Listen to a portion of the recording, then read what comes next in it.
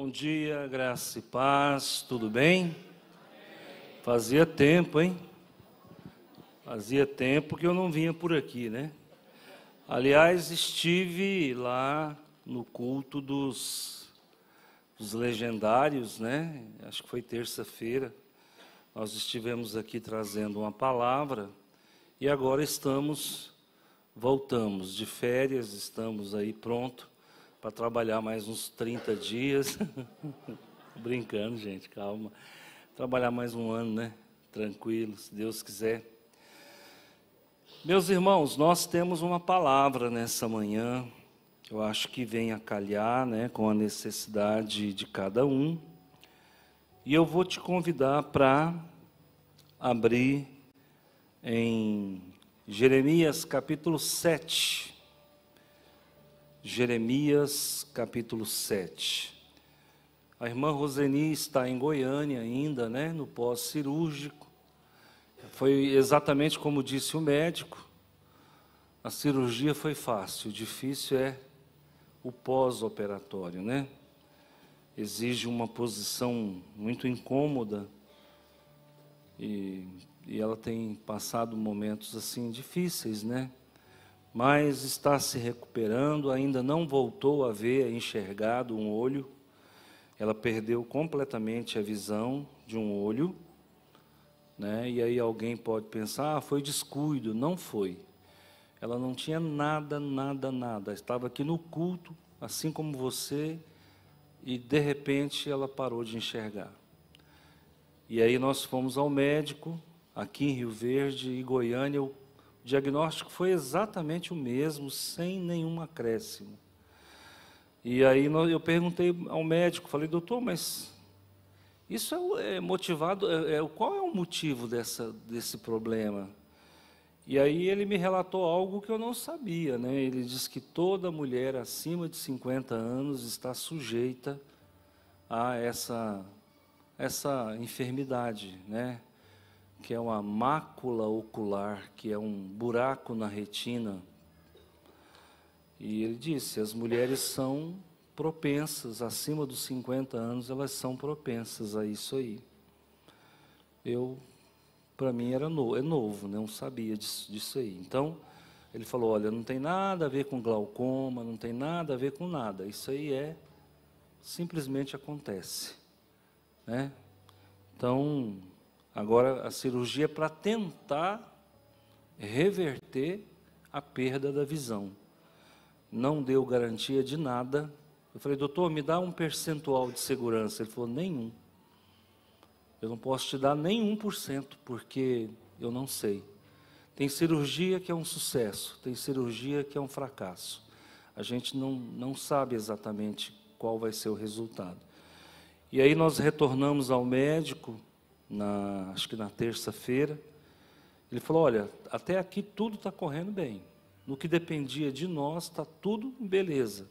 Agora, 50%, 60% é como ela vai se comportar, né, fazendo aquilo que a gente pediu, e dentro de 6 meses, teoricamente, ela deve começar a voltar a enxergar. Se tudo correr bem, a gente só vai ter um panorama exato daqui 6 meses. Então, está aí, né, irmãos? Orar para que esse raio não caia na cabeça de ninguém, né? Porque é muito difícil, você do nada perder um olho, não é nada fácil, né? Tá bom? Vamos lá então, Jeremias capítulo 7, eu vou ler o versículo 12 apenas, tá? Todos acharam?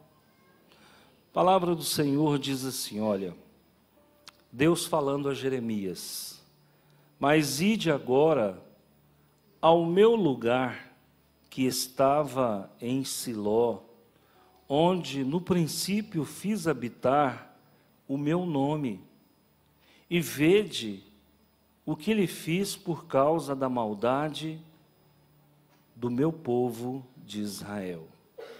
Eu vou ler novamente, eu quero que você preste muita atenção, porque existe um contexto mediato e imediato em relação a esse texto. Mas ide agora ao meu lugar que estava em Siló, onde no princípio fiz habitar o meu nome, e vede o que lhe fiz, por causa da maldade do meu povo de Israel. Vamos orar. Senhor meu Deus e meu Pai, muito obrigado por tudo que o Senhor nos tem dado. Muito obrigado pelo cuidado que o Senhor tem tido com a minha família, em especial com a minha esposa. Eu sei o que ela tem passado, o Senhor muito mais do que todos nós, mas eu peço ao Senhor misericórdia, que esse pós-operatório seja para a honra e glória do Senhor. Nós temos orado para que ela recupere a visão e que esse mal não se abata sobre a vida de ninguém aqui, em especial as mulheres de mais de 50 anos. O Senhor esteja guardando elas também, porque através dessa oração o Senhor pode se compadecer da minha esposa também e agir com misericórdia sobre a sua vida. Nós te pedimos e te agradecemos em nome de Jesus. Amém. Irmãos, eu vou falar sobre a relevância de Siló. Eu quero que você preste muita atenção no que nós vamos expor, porque eu só tenho 40 minutos para trazer uma mensagem para você. Vocês sabem que a nossa igreja, a Igreja Batista, ela tem um histórico de uma igreja que ensina.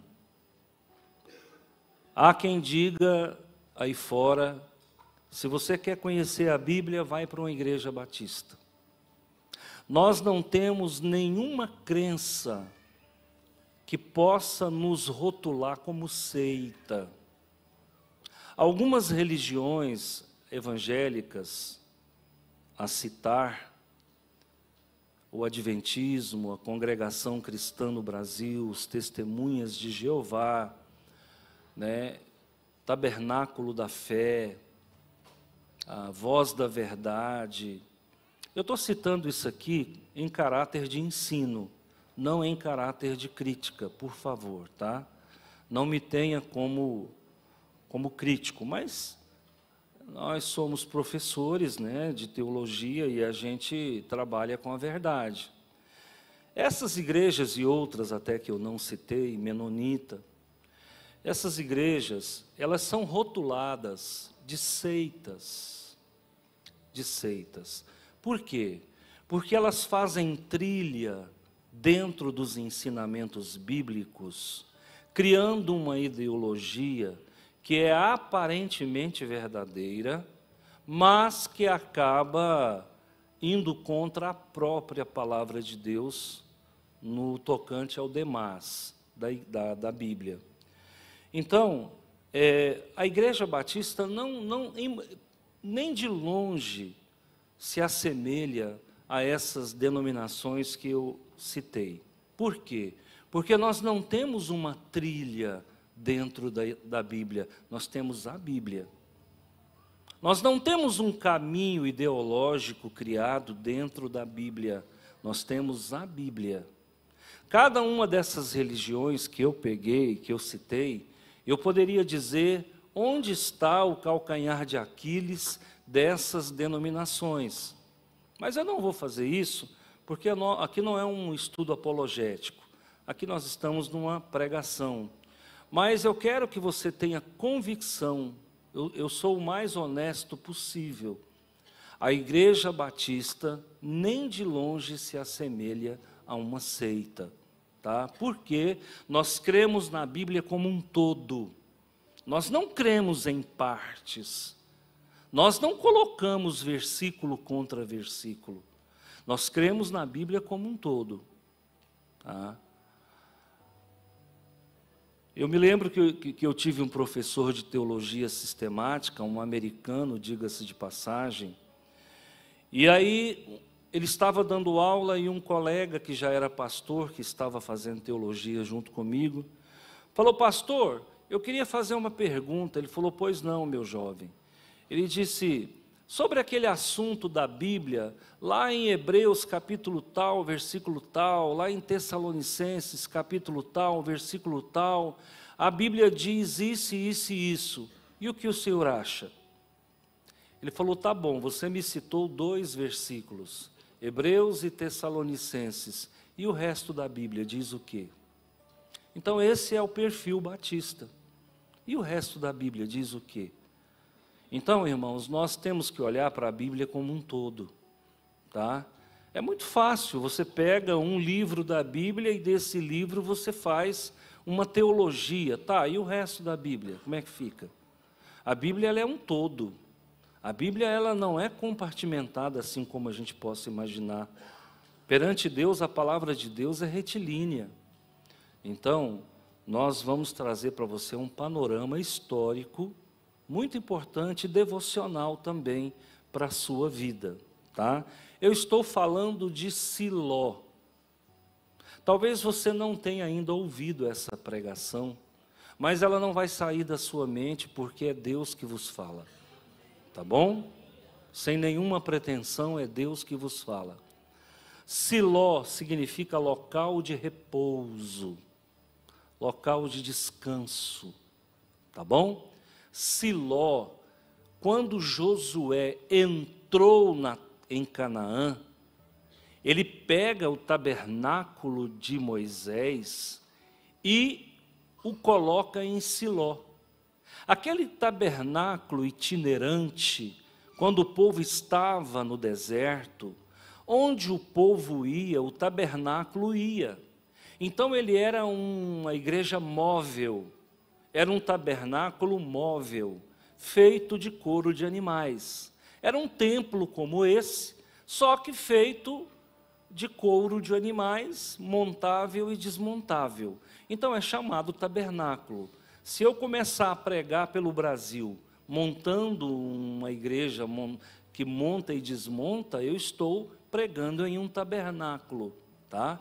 Então, durante o período que se estava no deserto, nós tínhamos ali um tabernáculo móvel, que é chamado, por alguns historiadores, como tabernáculo de Moisés. Tudo bem, Moisés morreu, o povo sai da peregrinação do deserto, que durou 40 anos, e entra na terra de Canaã, atravessa o Jordão, entra na terra de Canaã, e Moisés instala esse tabernáculo em Siló. Diga comigo, Siló. Terra, local de descanso. Local de descanso. E o tabernáculo agora deixa de ser itinerante. Ele passa a ser um tabernáculo fixo. E ele fica em Siló nada menos que 350 anos. Aquela igreja que estava móvel durante o período peregrinatório, agora ela entra em Siló, entra na terra de Canaã e se instala num local central chamado Siló. E ali começou-se a um processo de peregrinação dos fiéis que moravam no norte de Israel e em todas as circunvizinhanças. Uma vez por ano, eles iam de onde estavam até Siló para adorar a Deus. Então veja bem, o local de peregrinação para a adoração, a princípio, não foi Jerusalém. Jerusalém é a partir de Davi. Antes de Davi, a peregrinação não se dava a Jerusalém, se dava a Siló. Então, local de descanso, local de repouso, local de adoração. Quem colocou lá? Josué. Josué morreu, instaura-se o período de juízes. Aonde fica então o local de adoração? Em Siló. Percorre todo o período de juízes, onde Deus levantava juízes segundo a sua vontade para julgar o povo, para julgar Israel. Acontece, irmãos, que Siló foi palco de muitos acontecimentos importantes. Eu estou falando sobre a relevância de Siló. Preste atenção, vem comigo, eu quero construir um raciocínio com você. Então, Siló foi o palco de muitas coisas boas que aconteceram. Por exemplo, foi em Siló que Ana falou com Deus. Lembra quando Ana chorou? Senhor, me dá um filho, se tu me deres um filho, eu entregarei esse filho ao Senhor. Onde aconteceu isso? Em Siló. A terra foi dividida entre 12 tribos. Onde aconteceu isso? Em Siló. Foi em Siló que Samuel foi educado para se tornar um profeta, juiz e sacerdote. Olha, 3 eventos importantes aconteceram em Siló. 4. Em Siló também nós tivemos um outro acontecimento muito importante, o chamado de Samuel. O fato de Samuel ter sido criado no templo em Siló não significa que ele está automaticamente comissionado. É preciso que haja um chamado. O fato de você nascer em um berço evangélico não significa que você já é um chamado, um escolhido. Você tem que tomar uma decisão, você tem que ter um encontro com o Senhor. Foi em Siló que Samuel recebeu o chamado.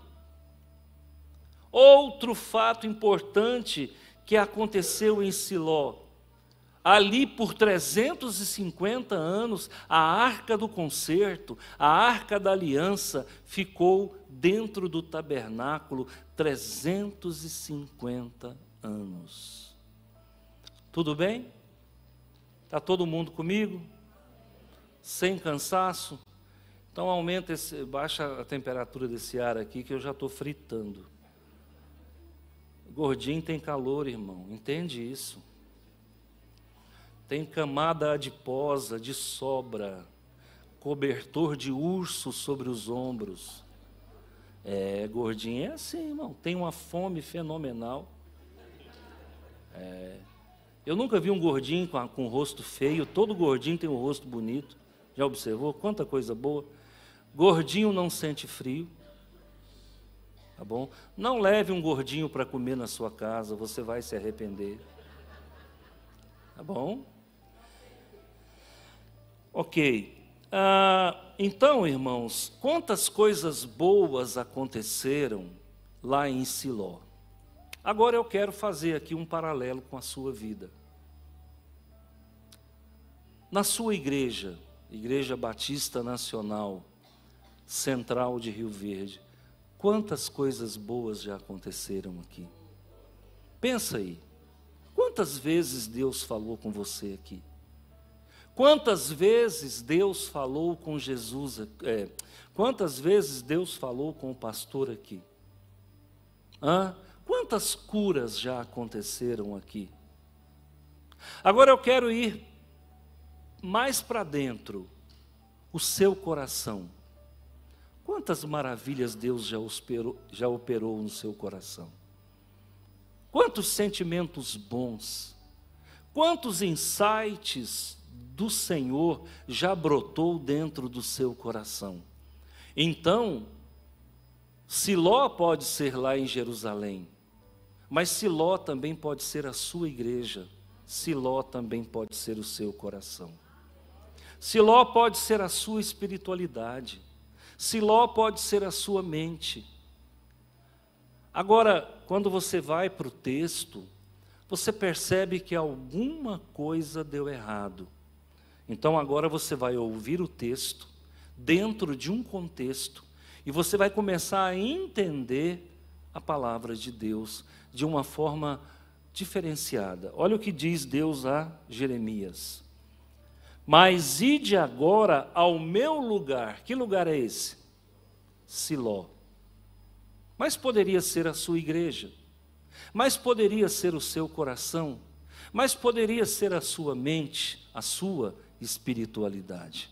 Mas ide agora ao meu lugar, que estava em Siló. Estava é presente, passado ou futuro? Então é pretérito, né? Passado. Então preste atenção. Vai agora ao meu lugar. O lugar de Deus estava em Siló. Agora não está mais. Preste atenção. O lugar de Deus poderia estar dentro da Batista Nacional, mas pode ser que amanhã não estará mais. O lugar de Deus poderia estar dentro do teu coração, mas pode ser que amanhã não estará mais. O lugar de Deus pode estar dentro da tua mente, dentro da tua espiritualidade, mas pode ser que amanhã não estará mais. Então a palavra é uma palavra de alerta, cuidado. Cuidado, porque Deus não é refém de lugar algum. Deus não é refém de lugar algum. Ide, onde no princípio fiz habitar o meu nome. Siló já foi tabernáculo do nome de Deus. Siló já foi albergue da presença de Deus. E vede o que lhe fiz por causa da maldade do meu povo, do povo de Israel. Irmãos, muito cuidado. Muito cuidado, porque Deus não deve nada a ninguém. Ele não é refém de vontade humana. Ele não é refém de interesses humanos. Estados Unidos já foi um lugar que albergou o nome de Deus, sim ou não? E hoje? Os maiores templos satanistas estão nos Estados Unidos. A vida, e aqui não vai ofensa a nenhum americano, porque é um povo, tem gente muito boa nos Estados Unidos, mas a espiritualidade dos americanos foi o tempo. Estados Unidos já foi um celeiro de missionários, e hoje, o que tem lá, irmãos? Se não é a América Latina enviar missionários, o mundo estava sem missionários. Hoje, quem é o celeiro de missionários é a América Latina. Tem mais missionário brasileiro no campo do que americano. Sabe por quê? Porque um dia os Estados Unidos foi um Siló de Deus. Então tome muito cuidado, porque se nós não agirmos de forma correta com Deus, Ele abandona seu domicílio. Porque Deus não é refém de mente humana, Deus não é refém de coração humano, Deus não é refém de geografia nenhuma. Então, Deus está mandando Jeremias ir até Siló e ver o que ele fez, por causa da dureza do povo de Israel. Irmãos, que Deus nos livre de nós mesmos. Nós somos terríveis. Nós jogamos contra o patrimônio. Nós blasfemamos contra Deus. Nós traímos o nosso Deus e negamos o nosso Jesus. O que tem, irmãos, de cristãos aí fora com uma vida que não condiz com a palavra de Deus, e o que é pior, a consciência já está totalmente cauterizada. Pessoas que têm um comportamento aí fora, irmãos, vergonhoso, vexatório. Foi um Siló no passado e hoje não é mais. Então eu quero trazer a mensagem nesse crivo, e eu quero que você analise comigo o quanto é importante nós estarmos no centro da vontade de Deus. Então, digamos assim, primeiro, Siló foi um lugar de bênção. Lá em 1 Samuel, capítulo 1, no versículo 11, eu vou pedir auxílio à mesa. Olha o que aconteceu. Na verdade, é do versículo 9 ao versículo 20. Mas eu vou ler apenas alguns versículos aqui para fundamentar o que eu estou falando. Siló já foi um lugar de bênção.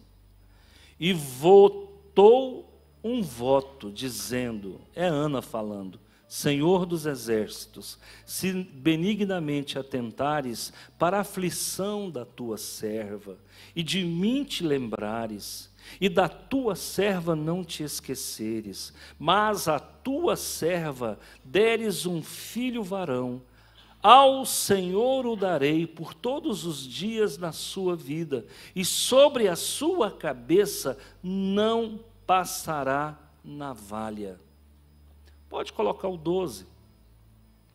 E sucedeu que, perseverando ela em oração, em orar perante o Senhor, Eli, que era o sacerdote, fez atenção à sua boca, preste atenção, porque Ana no seu coração falava, e só se movia os seus lábios, porém não se ouvia a sua voz, pelo que Eli a teve por embriagada.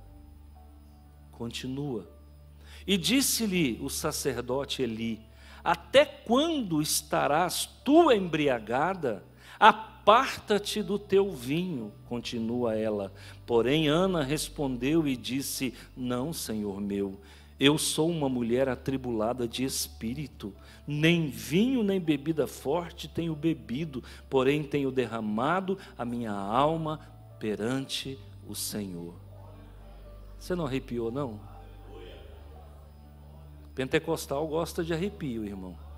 Eu estou falando isso porque enquanto eu lia, o Espírito Santo eriçava os pelos do meu corpo, né? Me arrepiava. Queridos, preste atenção. Uma igreja onde a serva é mais espiritual do que o pastor. Uma igreja onde Deus fala com o servo e não fala com o pastor. Olha que já estava em declínio a espiritualidade dessa igreja. Ali o servo era visitado por Deus e o próprio sacerdote não conseguia discernir entre o que era espiritual e o que era carnal, a ponto de caluniar a ovelha e falar para ela, minha filha, para de beber, você está embriagada. E a própria serva, né, dando uma explicativa, dizendo, Senhor, eu não bebi. Porque antes do culto, antes da devoção, da adoração, eles comiam e bebiam no templo. E naquele tempo era cultural beber vinho. Então possivelmente teve vinho ali, eles beberam, mas a Ana não bebeu. Ela estava em jejum, ela estava em consagração, porque ela tinha um voto feito a Deus, e ela queria um filho. E ela queria tanto esse filho, que ela abriu mão dele para Deus. Como é isso, irmãos? Como é que você quer tanto uma coisa e você abre mão daquilo que você quer? O espiritual é difícil até para nós entendermos. Eu quero tanto um filho, mas se Deus me der, eu entrego para o Senhor. Como que é isso? Olha o nível de espiritualidade que estava sendo elaborado na cidade de Siló, no templo, antigo templo de Moisés, tabernáculo de Moisés, agora tabernáculo de Eli, que era o sacerdote.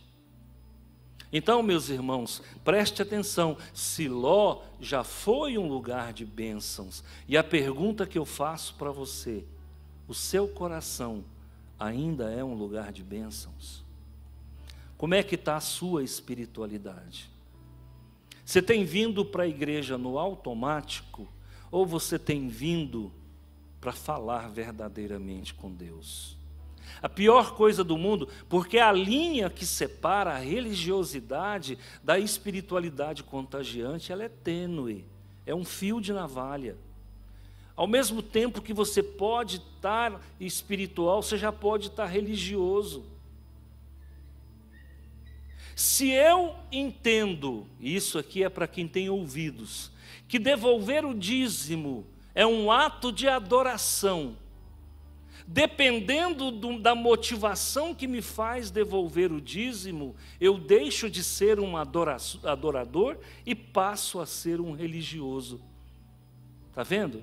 É tênue a linha que separa a religiosidade da espiritualidade contagiante. Talvez você, no ato de levantar da cadeira, ou de fazer um pix para a conta da igreja, talvez naquele ínterim, naquele interregno, se você pensar ou se você agir de uma forma equivocada, você deixou de ser um adorador para ser um religioso. E o pior, Deus sabe o que vai no seu coração. O teu coração é um Siló, ainda é um lugar de bênçãos? Quem entendeu, levanta a mão.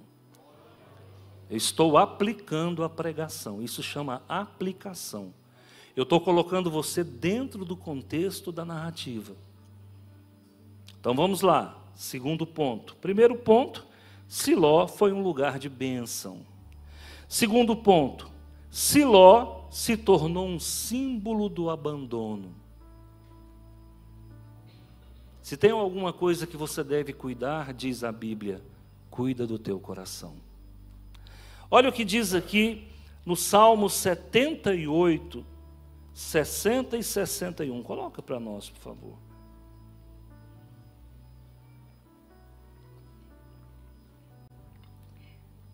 Olha o que diz. Pelo que se desamparou o tabernáculo em Siló, a tenda que estabelecera como sua morada entre os homens, e deu a sua força ao cativeiro e a sua glória à mão do inimigo. Queridos, o Siló, a cidade escolhida por Josué, perdeu a glória de Deus. Não deixa o teu coração perder a glória de Deus, não, irmão. Cuida do teu coração. Sabe por quê? Porque Deus vira as costas para nós. Quando Davi meteu o pé pelas mãos e tomou a mulher do soldado e conspirou contra o soldado Urias e matou o soldado pelas mãos do capitão da guarda, e Natã, que era o profeta do dia, da vez, vai lá e repreende Davi. Davi, lá no Salmo 51, se não me falha a memória, ele diz a Deus em relação ao pecado cometido: Senhor, não retira de mim o teu espírito, a tua presença. Pior coisa do mundo é um homem de Deus sem Deus. Um homem de Deus sem Deus é pior do que um ímpio. Nunca deixe Deus afastar da tua vida. Pastor, e como é que Deus se afasta da minha vida? Quando a gente começa a abrir concessões para o mundo presente. A gente começa a quebrar paradigmas de fé e começa a trilhar por caminhos que aparentemente não tem problema. Não, eu sou crente, mas o que tem eu ir em tal lugar? Não, eu sou crente, mas eu não sou fanático. O que tem eu fazer tal coisa? E com essas quebras de paradigmas e de preceitos, nós vamos mergulhando no mundo tenebroso que nos assedia. Quando nós pensarmos que não, nós estamos dentro de uma areia movediça e a gente não consegue mais voltar. E aí nós migramos de espiritual para religioso. Alguém pergunta, qual é a tua religião? E a pessoa vai dizer, eu sou batista. É religião. Batista é uma religião. O ideal seríamos que dissesse, eu sou um seguidor de Cristo. Como disse Paulo, não sou eu quem vivo, Cristo vive em mim. Quem de nós tem condições de falar isso sem soberba? Não sou eu quem vivo, Cristo vive em mim. Se Cristo vive em mim, eu não faço consórcio com as coisas do mundo. Ok. Então Siló se tornou o símbolo do abandono de Deus. Deixa Deus te abandonar, não, irmão. É terrível quando Deus vira as costas para um homem. 3. Siló aponta para Jesus. Primeiro, Siló foi um lugar de bênção. Segundo, Siló se torna um símbolo do abandono. Terceiro, Siló aponta para Jesus. Então vamos lá, João capítulo 4, de 21 a 24. Vamos lá? A mesa vai me ajudar. Preste atenção agora, nós estamos subindo de nível, hein? Nós estamos saindo da geografia e entrando na dimensão espiritual. Quem está comigo? Levanta a mão. Preste atenção, eu já estou encerrando. Essa mensagem não pode sair do seu coração. Você tem a semana inteira para digerir ela. Você tem a semana inteira para ruminá-la. Ela é o alimento que vai te dar condições de chegar domingo que vem aqui sem nenhuma perda. Ok? Então olha o que diz aqui. Agora Siló aponta para Jesus. Disse-lhe Jesus à mulher samaritana: crê-me que a hora vem em que nem neste monte, nem em Jerusalém adorareis ao Pai. Vós adorais o que não sabeis. Nós adoramos o que sabemos, porque a salvação vem dos judeus. Mas a hora vem, e agora é, em que os verdadeiros adoradores adorarão o Pai em espírito e em verdade, porque o Pai procura a tais que assim o adorem.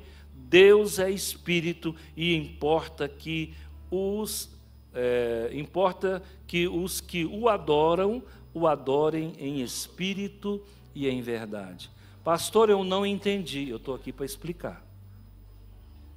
Preste atenção. A verdadeira adoração não está em Siló.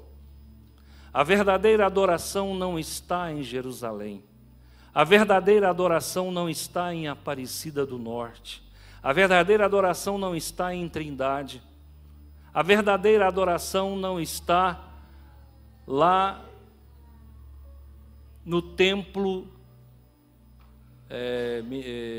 lá na Bahia, como é que chama aquele Bom Jesus da Lapa? Não está lá. A verdadeira adoração não está aqui. A verdadeira adoração não está no seu coração. A verdadeira adoração está em Jesus.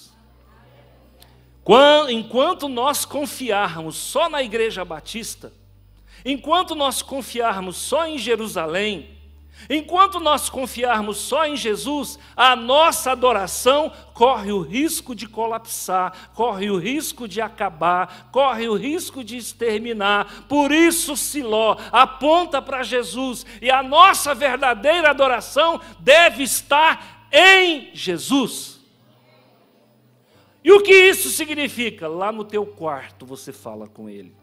O que isso significa? Lá num bunker você fala com Ele. O que significa isso? No ventre da baleia você fala com Ele. Sabe por quê? Porque o nosso Siló não é o templo feito por mãos humanas. O nosso Siló não é o nosso coração de carne. O nosso Siló é Jesus.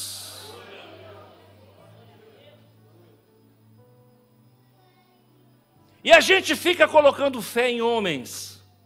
A gente fica colocando fé em igreja. Deus queira que essa igreja continue sendo um Siló, mas amanhã pode ser uma boate, sim ou não? Claro que pode. Claro que pode, embora nós não queiramos isso. Embora nós vamos trabalhar para que isso nunca aconteça. Quantas igrejas pelo Brasil e pelo mundo afora se tornaram boates? Quantas igrejas pelo Brasil afora se tornaram cinemas? Então, queridos, preste atenção, não são as paredes que falam com Deus, não são os músculos do nosso miocárdio que falam com Deus. Quem fala com Deus é Jesus, e Ele está entronizado em nós. Amém ou não? A relevância de Siló, irmãos, é nós entendermos que o centro da nossa adoração é Cristo Jesus, nosso Senhor. Você já parou para pensar a grandiosidade que foi a morte dele naquela cruz? Irmãos, olha o que o ser humano faz, o ser humano é mau.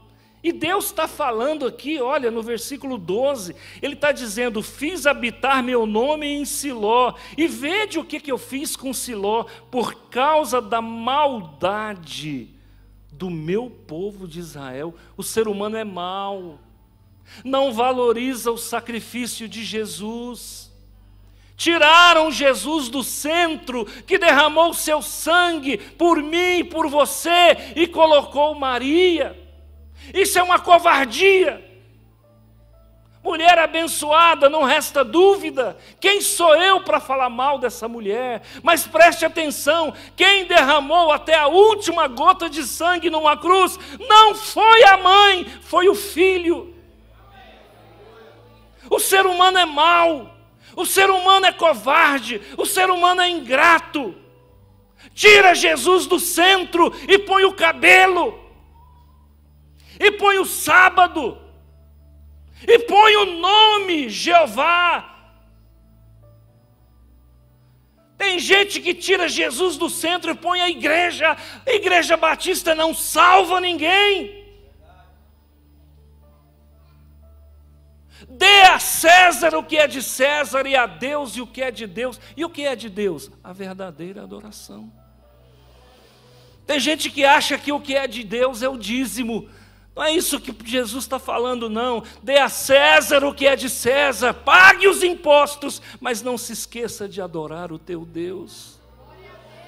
Se você adora o teu Deus, dízimo é uma consequência. Então, queridos, coloca isso no teu coração. Ele está esquentando o teu coração, porque Ele está esquentando o meu. Eu tenho um fogo que queima dentro de mim. E você também tem um fogo que queima dentro de você. E esse fogo é o fogo santo do Senhor. Porque a Bíblia diz que Deus é um fogo consumidor. Ele aquece o coração do crente. Ele testifica na alma do crente. Olha o que nós estamos vendo, irmãos, a desconstrução. Quando eu abro a internet, que eu vou para os podcasts, eu vejo tanta gente desconstruindo as verdades bíblicas. Pessoas que vão lá nos podcasts, dão uma de PhD, e você pode observar que são pessoas que estão sempre desconstruindo o sacrifício de Jesus. Ainda antes de ontem, o meu irmão me mandou, ele não é crente, mas ele tem se aproximado, e ele mandou para mim link que fala? Mandou para mim e falou: Antônio, dá uma olhada nesse homem aí. Olha o que ele está falando, parece que ele entende muito de Bíblia. E aí tinha que ter Facebook, eu não tenho, pedi, quem foi que abriu? Alguém abriu lá para mim, e quando eu olhei, era um senhor de idade. Ele é louco. Ele é louco. Esses dias eu mandei uma mensagem para ele, falei: velho doido, caduco, para de fazer confusão com as coisas de Deus. Ele mistura kardecismo com espiritismo oriental, com cabala judaica e com a Bíblia. E ele faz uma salada. Eu consegui assistir ele umas 2 ou 3 vezes, terceira vez falei: velho, você é louco, vai caçar o que fazer, velho. Verdade. Aí eu mandei para o meu irmão, falei: pelo amor de Deus. Esses dias ele me mandou um link do Caio Fábio. Esse homem é interessante. Eu falei: pelo amor de Deus, não envolve com isso não. Isso é anjo caído, o nome já fala, caiu. Agora ele vem com o velho aloprado, pelo amor de Deus, sai disso. Esses podcasts só existem para desconstruir aquilo que Deus construiu. Você quer uma construção bem feita? Se apega ao sacrifício de Jesus. Essa é a melhor construção, porque ela vai te levar para junto do Senhor, vai salvar a tua alma, vai mudar a tua história.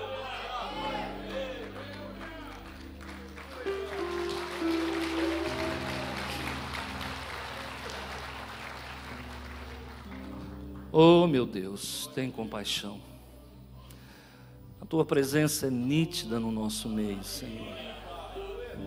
Opera com poder sobre o teu povo, meu Deus. O momento agora é conflitante. É a hora da partida. É o toque da última trombeta. É o momento em que muitos cristãos não vão passar pela porta estreita, porque estão linkados com coisas desse mundo, com prazeres desse mundo, com valores desse mundo. Mas nós queremos só Jesus, que caia sobre nós todos os dias uma gota do sangue de Jesus. Uma gota é o suficiente para nos manter de pé. Não deixa, Senhor, que percamos a nossa fé. Não deixa, Senhor, que percamos a nossa comunhão e verdadeira adoração. Torna-nos um Siló, um local de bênçãos, de repouso e de paz. Abençoa cada vida e cada coração, em nome do Senhor Jesus. Adorar é o que sei, adorar.